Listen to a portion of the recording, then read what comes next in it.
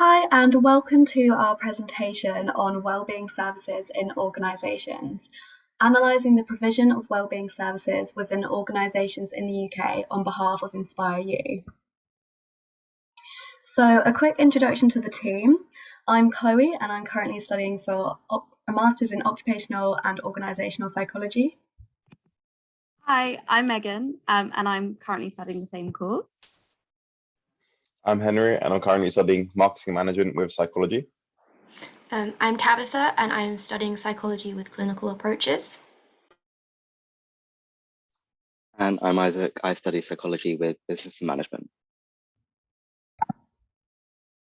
So the agenda for this presentation is going to start off with our mission, and then we're going to go through some previous research on wellbeing in organisations. We're going to go through what we did, the demographics of the respondents we got. Then we're going to go through some information on mental health sick days.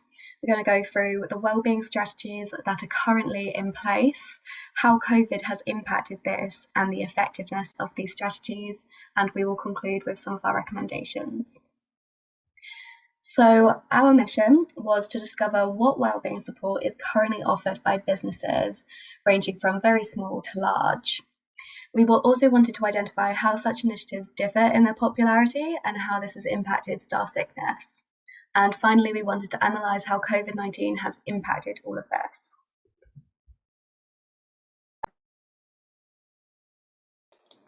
So there's been a lot of research into the pandemic's impact on mental health because there's a lot of factors that have been introduced due to the pandemic, such as lockdowns, changes to working, and as well increased stress to individuals, with evidence to suggest that the pandemic's effect on mental health can be profound and long-lasting, with a potential 20% increase in mental illnesses since the pandemic has started. And even just generally, there's been a 25% of the population who have experienced moderate to severe level of stress. So crucially, it might be interesting to see how we can help individuals' well-being when they might be subjected to this increase in mental illness and increase in stress.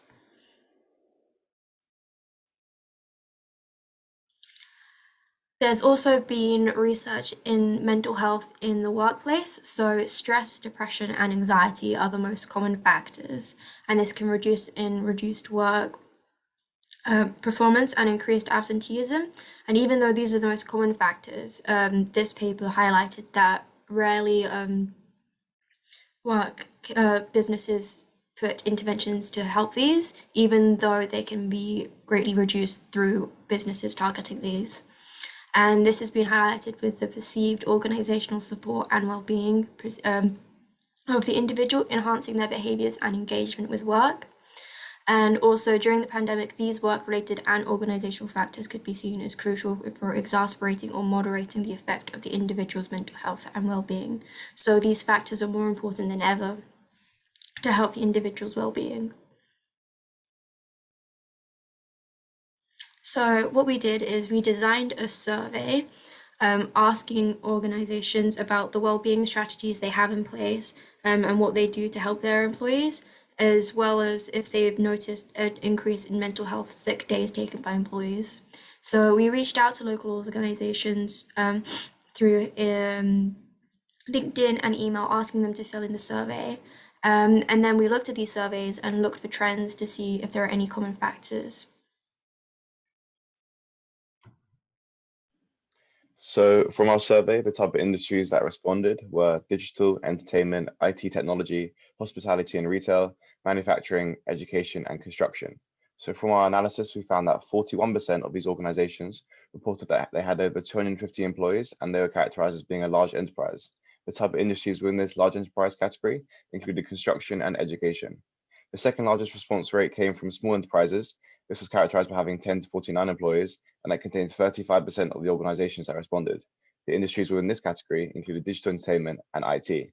17% of the respondents stated that they had medium-sized enterprises, and one respondent said that the organization had less than 10 employees. So then we decided to look at sick days taken in relation to mental health, and we found that the size of the business came came to be an important factor in our analysis when we decided to assess mental health related sick days broken down by business size. So from our analysis, we found that as the organization size increases, more sick days are attributed to mental health issues. This is evident by the fact that large enterprises reported that 18% of their sick days were attributable to mental health, compared to 14% from medium enterprises and 9% from small enterprises. However, organizations that had less than 10 employees acted as an outlier, as they reported that 20% of sick days were attributed to mental health issues. Despite this, the gradual increase between small, medium, and large enterprises shows that the rate of increase could be exponential between enterprise size and sick days associated with mental health issues. So then we looked at how many organizations had their own wellbeing initiatives, and from our analysis, we found that 88% of our respondents said that they had wellbeing services in place already. So the fact that there was such a large majority shows that the pandemic has put wellbeing into perspective for many of these organizations, and that they are utilizing wellbeing initiatives more in order to promote a healthy workplace, and that could consequently improve job satisfaction levels as a result. So we asked companies what types of services they currently offer to support employee wellbeing. The graph on the right shows the number of organizations offering each broad service type. Employee assistance programs were largely the most popular service offered, with more than half of all businesses surveyed saying that they had a dedicated EAP. Despite this, EAPs have been coined the emperor's new clothes of stress management and may be purchased by employers due to their ease of implementation and all-encompassing programs to demonstrate their support for employee wellbeing. But if employees don't use it and find it too broad, EAPs are made redundant and more specific services should be implemented. Some organizations offered services to increase physical well-being, such as virtual yoga, money towards physical therapy, and company sports days. As employees are wanting a variety of options, this could be a good route to direct resource towards to ensure every employee has something that works for them. We then went on to inquire about how the wellbeing services they offer may have changed since COVID began. Surprisingly, only slightly above half of organizations said that their services had changed. These are detailed on the right, and the most popular changes made include offering services virtually, establishing a more holistic range for employees to choose from, and increasing support throughout the employment period rather than at crisis points to ensure burnout and stress don't occur, introducing dedicated mental first aids towards this as well. And after we'd established which services organizations offered and whether these had changed over COVID, we wanted to determine whether businesses actually considered wellbeing services to be useful. All organizations surveyed thought wellbeing services were effective at helping employee wellbeing, with 1/3 considering them very effective and 2/3 only somewhat effective. Despite their perceived effectiveness, we wanted to determine whether this was something tangibly measured by organizations. So in measuring the effectiveness of wellbeing strategies in the organisations that we gathered data from, we found that just over half of those answering the survey actually didn't answer the question on effectiveness. Of those answering the question, you can see the graph in the corner. It shows that just over half of them said they do measure the effectiveness of their strategies, and then just under half didn't measure. Now, it's quite interesting because it's only one organisation that distinguishes between the do measure and the do not measure. So it was pretty much a level playing field, and we were quite interested to find that a lot of those answering this question do not measure their services effectiveness. So of those that did say they measure them, some of the methods they said they used were engagement surveys, EAPs, open communication with their staff, and looking at absence figures and uptakes. So to extend this, we asked organisations what they thought worked in terms of their current wellbeing provisions, and then the things that they thought were barriers to their success. So some of the things that they identified as working were having round-the-clock support, and a lot of them noted towards mental health on-site first aiders, which we found really interesting. Also third-party services, being able to report their concerns anonymously, being able to access these provisions easily was really important, and having a variety of those provisions, and then having a general work culture of understanding and support. And some of the barriers, on the other hand, that they identified were the cost, not being aware of the things that the organisation were offering, having to prioritise the time for their own well-being, stigma in terms of generational and gender, and then engaging the staff. So building on that, we then asked organisations whether they had any suggestions as to how we could improve the provisions of these wellbeing services. It kind of mirrors the barriers, the opposite of the barriers that I just spoke through, But essentially, they identified effective communication, being able to access them easily, the confidentiality around the discussion. So a lot of people said that they would like it to be sort of provided by a third party rather than the management, so that they felt more comfortable raising their concerns, face-to-face counselling, flexibility around their working hours, and a money pot for colleagues to spend on what they would like, because we acknowledge it's not a one-size-fits-all approach, and it would be best to give the employees the power. So in terms of giving the respondents a voice, we also asked them for any specific recommendations.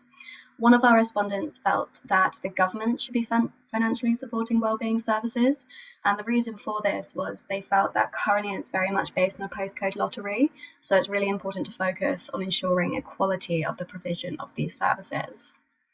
Another of our respondents felt that they think it's really important to have face-to-face counselling as well as digital. So with the pandemic affecting everything, a lot of things have gone online, but they felt that for them, they much prefer having it face-to-face. So it's really important to remember everyone's got different needs and likes. So based on all of our data, we came up with some of our own recommendations. So the first is to make sure that service effectiveness is measured. As we saw, hardly any of the respondents did measure the effectiveness of services, and it's really important to do this to ensure that employees are benefiting to the fullest. We also think it's important to focus these service offerings on larger organisations. So as mentioned earlier, you can see that mental health sick days do increase with the size of the organisation. And it's also really important to focus on marketing and employee engagement. So a lot of the barriers to wellbeing services do include this stigma and this lack of engagement from employees. So businesses should really clearly market and provide easy access to these services. We also think that it's really important to provide digital options, but as mentioned earlier, it's important to ensure this is hybrid and not just move to a solely online version of wellbeing strategies. As I said earlier, everybody is different, so it's important that all customer demands are met. And finally, we think it's really important to focus on increasing positive perceptions.